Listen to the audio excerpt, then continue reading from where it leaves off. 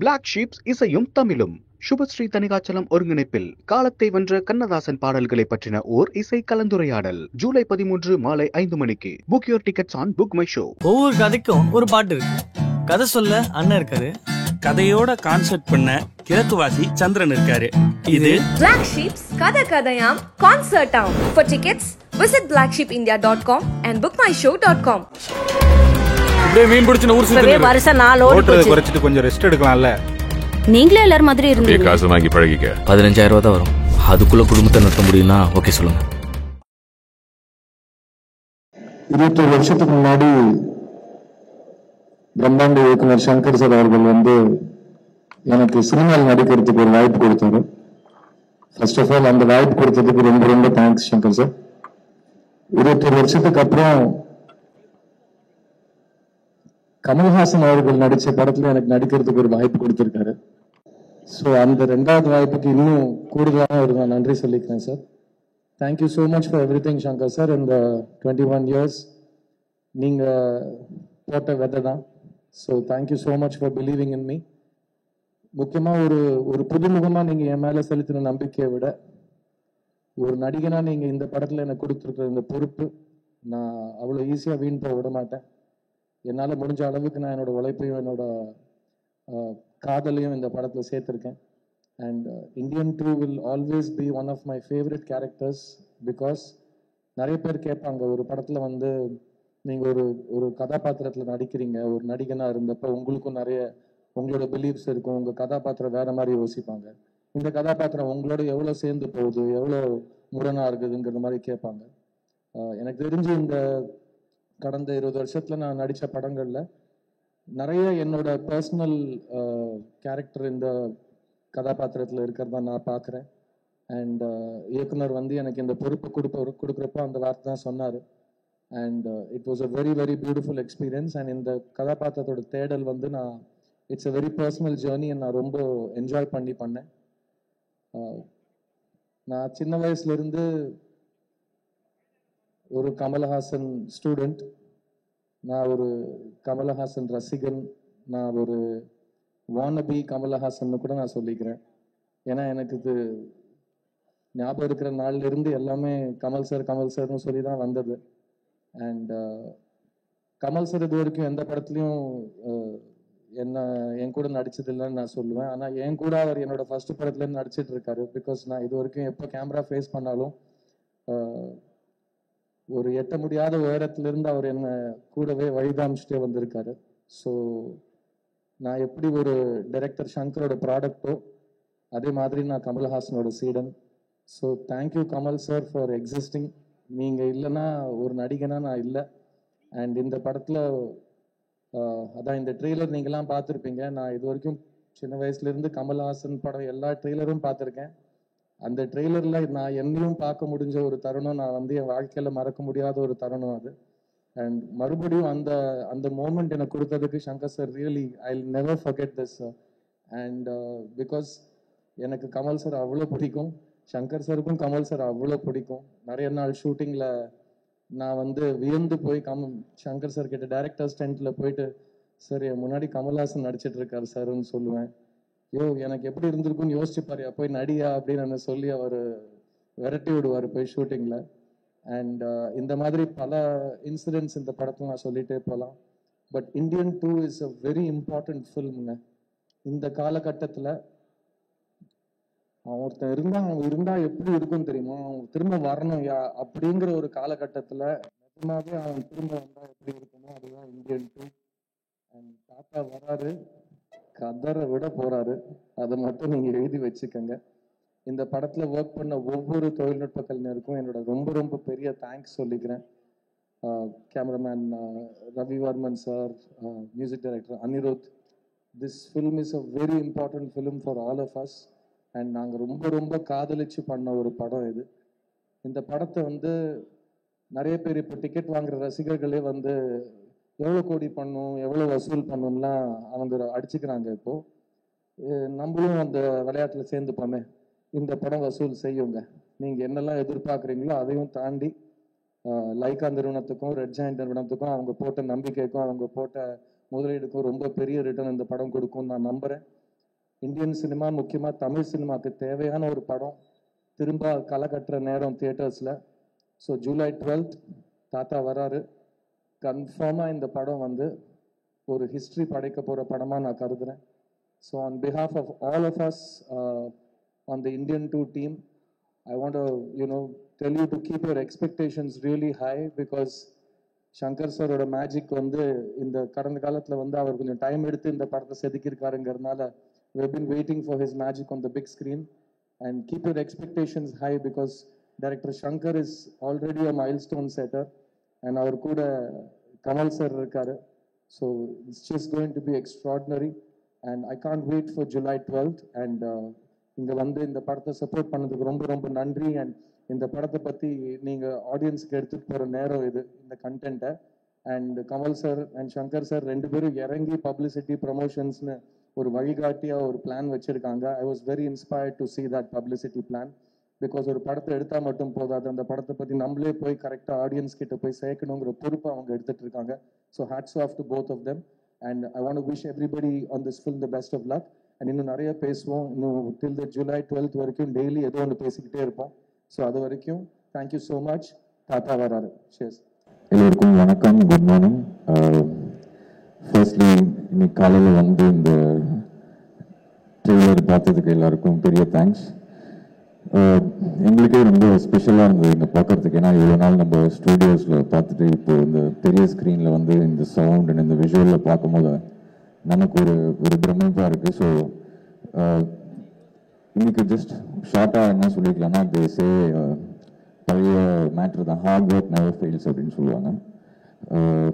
Just நம்மளது ரொம்ப சின்ன கெரியர் தான், 10-12 years. இந்த 12 yearsல இவ்வளோ ஹார்ட் ஒர்க் வந்து நான் பார்த்ததே கிடையாது. From Shankar sir, from Kamal sir, every frame everybody was part of the film. Ravi sir, Sid, Bobby bro, Jagan bro, Kunal sound அவர் யூஎஸ்லேருந்து வந்திருக்காரு. ஸோ இது எல்லாமே கொண்டு சேர்த்த லைக்கா ப்ரொடக்ஷன்ஸ் அண்ட் ரெட் ஜெயண்ட்டுக்கு தேங்க்ஸ். அண்ட் யா, சித்தார்த் சொன்ன மாதிரி ஜூலை 12th கண்டிப்பாக ஸ்பெஷலாக இருக்கும்னு நம்புகிறோம். The hard work by the legends will not fail for sure. It's going to be a sure shot blast. So thank you. எல்லாருக்கும் வணக்கம். போஸ்ட் ப்ரொடக்ஷன் ஒர்க் போயிட்டுருக்கனால கொஞ்சம் நான் லேட்டாக வந்துட்டேன். அதுக்காக உங்கள் எல்லாத்தையும் நான் மன்னிப்பு கேட்டுக்கிறேன். என்னுடைய படங்கள் எல்லாமே அநேகமாக வந்து இப்படி நடந்தால் எப்படி இருக்கும் அப்படிங்கிறது தான் most of my films concept.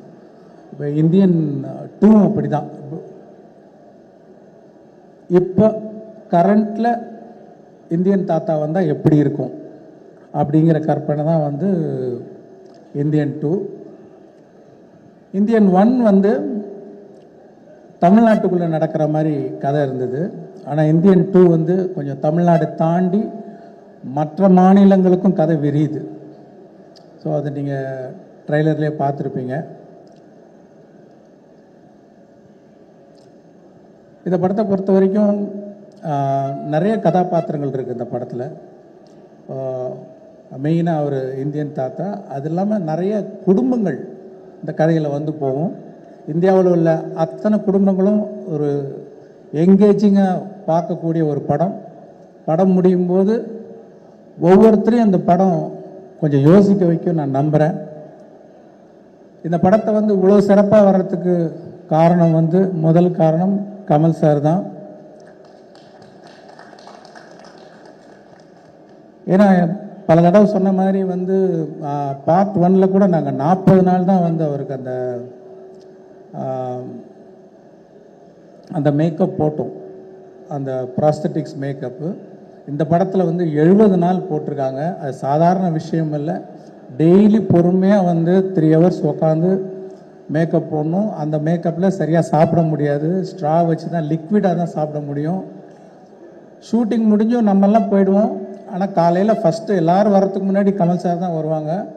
Shooting முடிஞ்சு நம்ம எல்லோரும் போயிடுவோம். கடைசியாக அவர் தான் போவார். ஏன்னா ஷூட்டிங் முடிஞ்சாலும் அதை கலைக்கிறதுக்கு வந்து 1 மணி நேரம் ஆகும். ஃபஸ்ட்டு பார்ட் 1 ஷூட் பண்ணும்போது நாள் வந்து கமல் சார் அந்த மேக்கப்பில் வந்து நிற்கும்போது ஒரு பயங்கர ஒரு சிலிர்ப்பு ஒன்று உண்டாச்சு.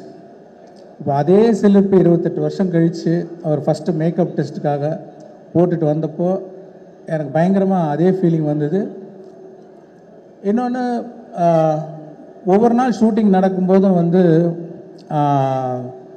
கமல் சாருன்னே தோணாது. ஒரு இந்தியன் தாத்தா நம்ம பக்கத்துலேயே உலவிக்கிட்டு இருக்கிறாரு, இங்கே பக்கத்தில் இருக்காரு அப்படிங்கிற ஒரு ஃபீலிங் தான் வந்துட்டுருக்கோம். கமல் சார்ன்றதே வராது. அதை நான் ஃபீல் பண்ணேன். அதுவும் இல்லாமல் அவருடைய உழைப்பையும் அவருடைய டெடிக்கேஷனும் சொல்லிக்கிட்டே போகலாம். பார்ட் 1ல் பண்ணும்போது பார்த்தீங்கன்னா அப்போ ப்ராஸ்தட்டிக்ஸ் வந்து அவ்வளோ அட்வான்ஸ்டு ஸ்டேஜில் கிடையாது. அதனால் ரொம்ப திக்காக இருக்கும். முதல்ல பார்க்கும்போது கமல் சார் மாதிரி தெரியலையே அப்படிங்கிற மாதிரி ஒரு ஃபீலிங்லாம் இருந்தது. ஆனால் இந்த வாட்டி ஐ want to see the actor மோர் அப்படின்னு சொல்லி அந்த லெகசி கம்பெனியில் சொல்லி இப்போ இன்னும் அட்வான்ஸ் ஆனதுனால அந்த மேக்கப் இன்னும் கொஞ்சம் தின் ஆனதுனால நீங்கள் இன்னும் கமல் சாரை நிறையா பார்க்கலாம். பார்ட் 1 விட அந்த கமல் சார் அந்த ஆக்டரை நீங்கள் வந்து கிளியராக பார்க்க முடியும். அது ஒரு பெரிய டிஃப்ரென்ஸ் நீங்கள் இந்த படத்தில் பார்ப்பீங்க. இது மாதிரி பல காட்சிகளில் ரொம்ப சிரமப்பட்டு நடிச்சிருக்காங்க. நான் ஏற்கனவே ஆடியோ ஃபங்க்ஷனில் சொன்ன மாதிரி ஒரு சீன் 4 நாள் ரோப்லேயே தொங்கி நடித்தாங்க. அதாவது ஒரு சீனில் வந்து ஒரு ஷாட் ரோப்பில் இருக்கும், 2 ஷாட் ரோப்பில் இருக்கும். ஆனால் காலையில் வந்து ஈவினிங் பேக்கப் ஆகிற வரைக்கும் ரோப்லேயே தான் தொங்கணும். அந்த மாதிரி 4 நாள் ரோப்பில் தொங்கி நடித்தாங்க. ப்ராஸ்தட்டிக்ஸ், மேக்கப்பு, வேறு ஒரு மொழி பஞ்சாபியில் பேசணும், நடிக்கணும். அப்புறம் என்னென்னா அது 48 ஃப்ரேம்ஸ், ஐ மீன் ஸ்லோ மோஷனில் எடுக்கிறோம். அதனால் அது என்ன பண்ணோன்னா முதல்ல டயலாகை பேசி நாங்கள் அதை ரெக்கார்ட் பண்ணோம். 12 ஃப்ரேம்ஸில் ரெக்கார்ட் பண்ணோம். ரெக்கார்ட் பண்ணோன்னு அது ஃபாஸ்ட்டாக ப்ளே ஆகும். உங்களுக்கு தெரியல, சிக்கி சிக்கி சிக்கின்னு ஒரு மாதிரி ஃபாஸ்ட்டாக வரும் சவுண்டு. இப்போ அந்த சவுண்டை ப்ளே பண்ணி அந்த ரோப்பில் தொங்கி அந்த ப்ராஸ்தட்டிக்ஸ் மேக்கப்போட பஞ்சாபி பேசி அதுக்கு சிங்க் பண்ணி நடிக்கணும். அவ்வளோ வேகமாக போகிற அந்த சவுண்டுக்கு வந்து கேட்ச் பண்ணி நடிக்கிறதுன்ற யாராலையும் முடியாது எனக்கு தெரிஞ்சு. வந்து அவ்வளோ சிறப்பாக பண்ணியிருக்காங்க. பத்தாவதுக்கு கையில் வர ஆக்டிவிட்டி, கை ஏதோ வரைஞ்சிக்கிட்டே இருக்கும். அந்த மாதிரி ஒரு சேலஞ்சிங், என்ன சேலஞ்சிங்காக கொடுத்தாலும் பண்ணுறாரு அவர். இதை விட கடினமாக என்ன பண்ண முடியும் அதுக்குன்னு ஃபோர்ஸ் பண்ணுறதில்ல. அந்த காட்சி அமைப்பு இப்படி இருக்கும்போது அவ்வளோ பெஸ்ட்டாக பண்ணி கொடுத்துருக்காங்க. இன்னொன்று அவர் வர ஒவ்வொரு காட்சியுமே நான் வந்து ஒரு மோர் தென் டைரக்டர் ஒரு ஆடியன்ஸாக பார்க்கும்போது ஒரு பிரமிப்பு இருக்குது. அப்படியே பார்த்துக்கிட்டே இருக்கிற ஒரு பிரமிப்பு. இன்னும் கொஞ்சம் நேரம் அவர் பார்க்க மறுபடியும் எப்போ வருவார் அப்படிங்கிற ஒரு ஃபீலிங் இருந்துக்கிட்டே இருக்குது.